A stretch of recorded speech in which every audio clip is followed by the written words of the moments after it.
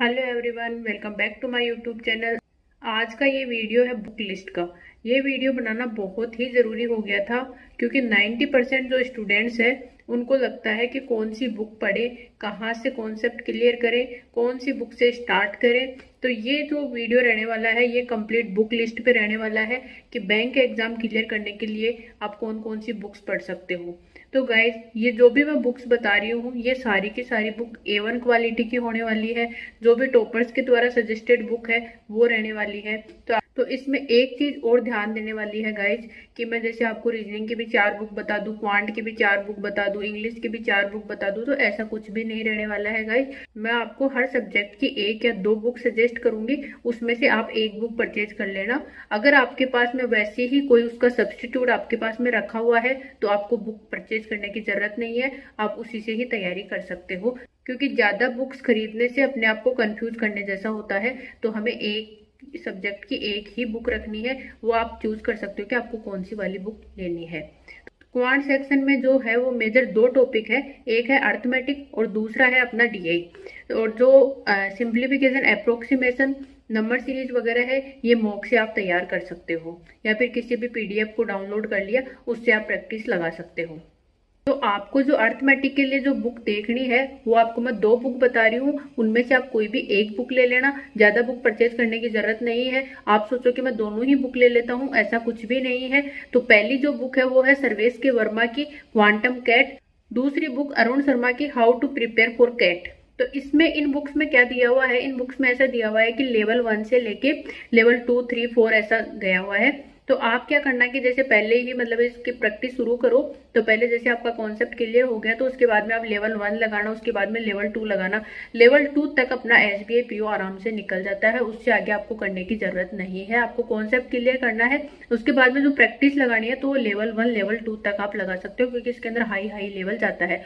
क्योंकि कैट का जो लेवल होता है वो थोड़ा हाई होता है, बट ये जो बुक है वो आपको SBI PO तक आराम से क्लियर करवा देगी।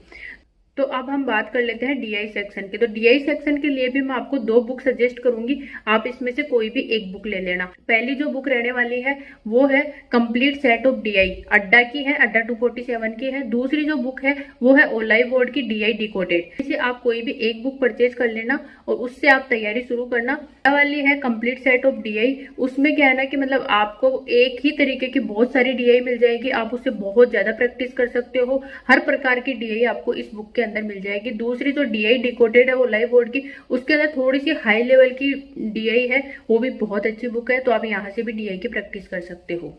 मैं आपको एक बार फिर बता देती हूँ, आपको दोनों बुक लेने की जरूरत नहीं है, आप दोनों में से कोई भी 1 बुक ले सकते हो। बुक परचेज करने के लिए जो लिंक है वो मैं डिस्क्रिप्शन में प्रोवाइड करवा दूंगी, आप वहां से बुक परचेज कर सकते हो।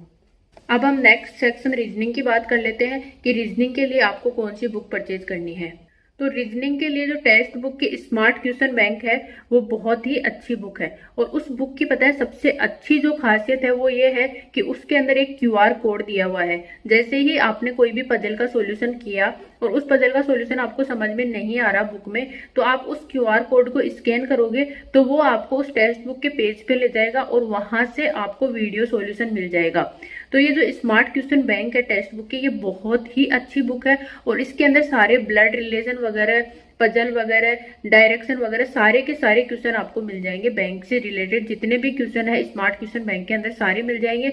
और जो बेस्ट ऑप्शन है इसके अंदर वो QR कोड का है। अगर आपको सॉल्यूशन समझ में नहीं आता है तो आप उसकी वीडियो भी देख सकते हो। तीसरी हम बात कर लेते हैं इंग्लिश सेक्शन की। तो इंग्लिश के अंदर मेनली अपने पास में 3 पोर्शन होते हैं। पहला जो पोर्शन है वो है ग्रामर सेक्शन, दूसरा है वोकेब और तीसरा है RC रीडिंग कॉम्प्रिहेंशन। ग्रामर के लिए जो बुक है अपने पास में वो है प्लेन टू पैरामाउंट, बहुत ही अच्छी बुक है। वोकेब के लिए जो बुक है वो है वर्ड पावर मेड इजी। ये जो ओरिजिनल बुक है बहुत ही अच्छी बुक है। इसके अंदर आपको क्या है ना कि जैसे रूट वर्ड कैसे बनते हैं, एक ही वर्ड से अपन बहुत सारे वर्ड कैसे बना सकते हैं, तो उसके अंदर बहुत सारा दिया हुआ है। तो ग्रामर के लिए जो बुक है प्लेन टू पैरामाउंट, उसके अंदर क्या है ना कि अपने पास में जैसे आपने एक चैप्टर कंप्लीट किया ग्रामर का, उसके बाद में आपको आगे क्या है ना उसी का प्रैक्टिस सेट दिया हुआ है, तो आप उससे रिलेटेड बहुत सारे क्वेश्चन सोल्व कर सकते हो। और वर्ड पावर मेड इजी के अंदर क्या है ना कि आपको एक ही वर्ड से अलग अलग वर्ड किस प्रकार से बनते हैं, रूट वर्ड कैसे बनते हैं, ये सब दिया हुआ है। तीसरा अपने पास जो पोर्शन है वो आता है आरसी पोर्शन। तो आरसी पोर्शन के लिए कोई बुक है नहीं। आरसी 99 एक पीडीएफ है जो फ्री में आप डाउनलोड कर सकते हो और वहां से आप आरसी की प्रैक्टिस लगा सकते हो। तो ये जो गाइज है, ये तीन जो अपने मेन जो पार्ट होते हैं बैंक एग्जाम के लिए, उनके लिए बुक्स है। आप इनकी दो दो तीन तीन बुक्स आपको खरीदने की जरूरत नहीं है, आप एक एक बुक्स खरीद सकते हो। बुक खरीदने के लिए लिंक जो है वो मैं डिस्क्रिप्शन बॉक्स में आपको दे दूंगी। जीके सेक्शन के लिए मेनली मैंने आपको बता दिया है कि आप इनको डे वाइज से आपको करंट अफेयर करनी है, उसी के अंदर से आपका स्टैटिक हो जाएगा और उसी के अंदर से आपकी बैंकिंग भी कंप्लीट हो जाएगी।